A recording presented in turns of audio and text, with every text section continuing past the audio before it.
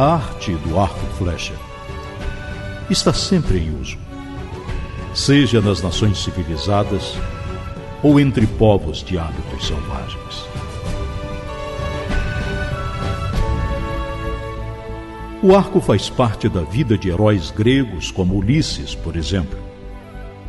Dizem que quando chegava o momento da guerra, o arco de Ulisses cantava sua própria canção, aguda, clara, peculiar, e as flechas disparadas dele nunca erravam o alvo.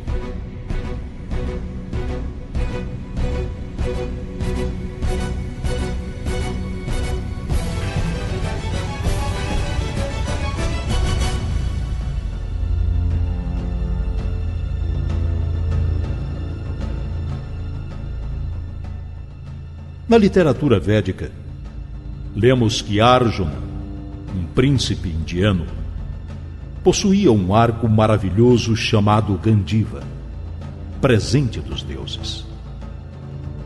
Lá está escrito que só Arjuna era capaz de usar o seu arco. E na guerra, ele espalhava temor nas fileiras do inimigo, tal a maneira que demonstrava ao utilizar o arco. Arjuna era um guerreiro extraordinário, e ele podia usar Gandiva tanto com a sua mão esquerda como com a sua mão direita. E em certa passagem de um diálogo com Krishna, este se dirige a ele dizendo: tu, que utilizas as duas mãos.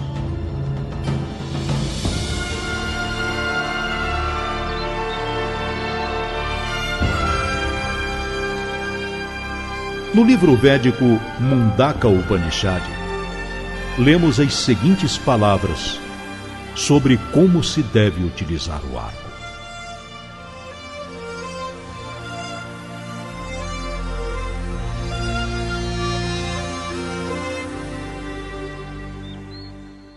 Tendo agarrado o arco, a grande arma, deves colocar nele a flecha, aguçada pela devoção. E então, tendo esticado o arco com o pensamento voltado para o que é verdadeiro, deves alcançar o alvo, ó amigo, o indestrutível. Om é o arco, o eu superior é a flecha, Brahman é o alvo. Ele será atingido por um homem que não age impensadamente. E à medida que a flecha se torna uma com o alvo, o homem se tornará um com Brahma. Deves saber que só ele é o eu superior, deixando de lado outras palavras. Ele é a ponte para o imortal. Medita no eu como Om. Eu te saúdo e desejo que possas atravessar e ir até além do mar da escuridão.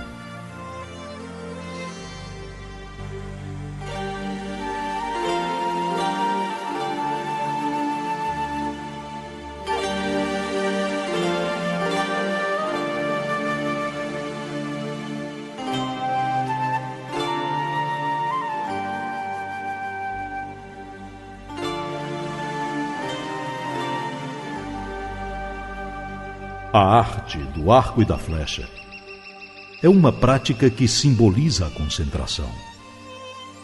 Há o arqueiro, a flecha, o arco e o alvo a ser atingido. Para alcançar o alvo, é necessário concentrar a mente, o olho e o corpo em muitos pontos simultaneamente, enquanto ao mesmo tempo a corda do arco deve ser liberada sem perturbar a mira. O ato de puxar para trás a corda com a flecha deve ser feito no nível correto, com firmeza e na linha da visão. Quando a força, o impulso, a mira e a linha da visão estão aperfeiçoados, a flecha deve ser liberada suavemente no momento em que a força total, de modo que, pela volta do arco à posição normal, ela possa ser deslocada em linha reta até o alvo. Assim também, aqueles que buscam realmente a sabedoria são arqueiros tentando atingir o alvo. Essa é a arte espiritual do arco e da flecha, e é a ela que os versos do Mundaka Upanishad se referem.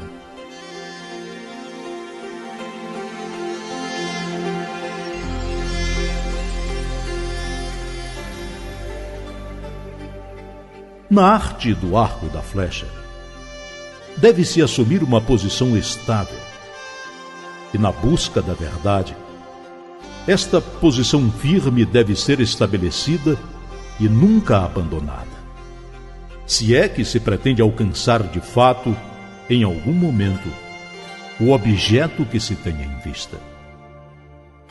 O olho não deve se desviar do alvo, porque se isso acontecer, a flecha irá na direção errada, ou cairá antes de atingir a meta. Deste modo, se iniciamos a busca da sabedoria, a mente e o coração não devem ter a possibilidade de distrair-se, porque o caminho é estreito, e as distrações de um só dia podem tornar necessários anos de esforços até que se alcance novamente o verdadeiro alvo.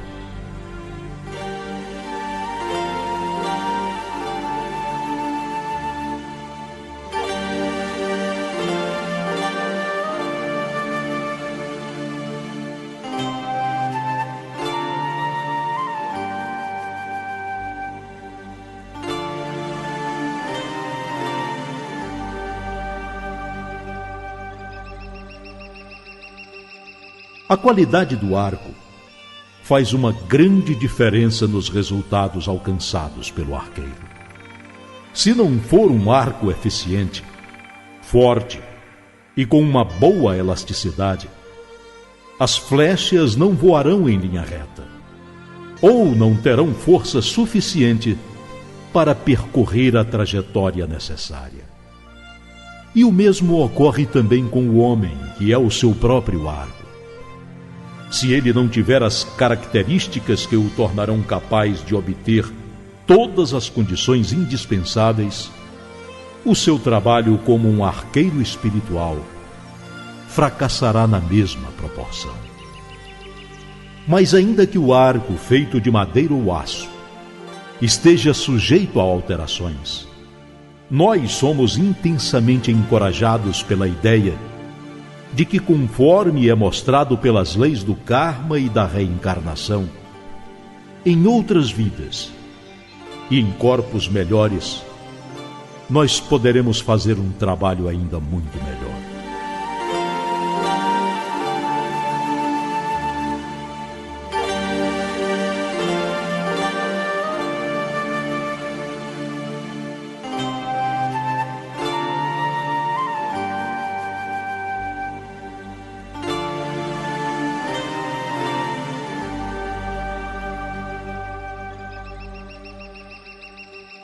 O arqueiro diz também que o arco frequentemente parece alterar-se de acordo com o tempo ou com outros fatores terrenos. E em alguns dias funcionará muito melhor do que em outros dias. A mesma coisa é percebida pelo discípulo observador.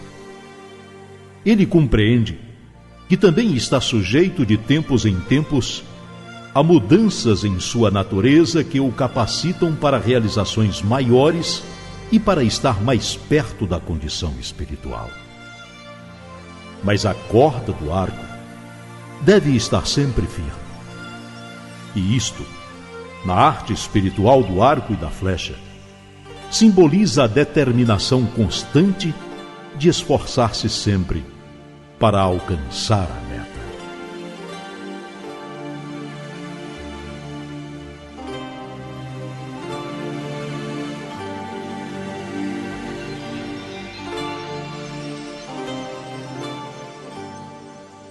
Quando a flecha é apontada e lançada, ela deve estar um pouco erguida, levando-se em conta a trajetória a ser percorrida. Caso contrário, cairá antes de chegar ao alvo. Isso exemplifica no plano físico uma das necessidades da nossa constituição humana, porque devemos ter uma meta mental e espiritual elevada, se quisermos ter êxito em atingir o alvo. Não podemos alcançar a mesma altura da nossa meta, mas temos que levar em conta a trajetória determinada pelas limitações da nossa própria natureza. A trajetória da flecha se deve à ação da força da gravidade sobre ela. E as nossas aspirações têm a mesma curva, em consequência das atrações dos sentidos, dos defeitos hereditários e dos maus hábitos que nunca nos permitem fazer tanto quanto gostaríamos de fazer.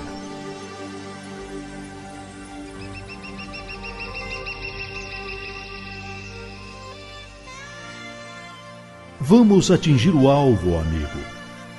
E o indestrutível alvo é a meta mais alta da vida espiritual que podemos e somos capazes de atingir.